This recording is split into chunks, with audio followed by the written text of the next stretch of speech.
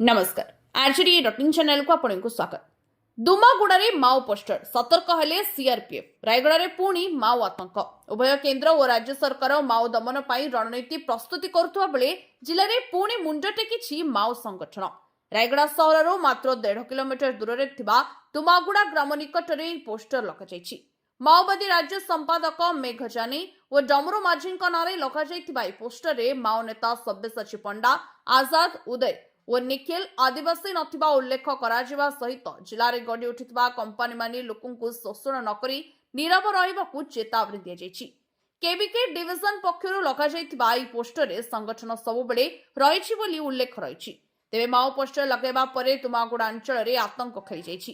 घटनास्थल रे रायगड़ा पुलिस पहुंच नथिबा बेले सीआरपीएफ जवान माने पोस्टर को हटाइछन्ति। सीआरपीएफ स्वतंत्र बोमा स्क्वाड घटनास्थल को आसी जांच करछन्ति। सेही बळी आतंकित न हेबा पई स्थानीय लोकंकु परामर्श दिया जायछि।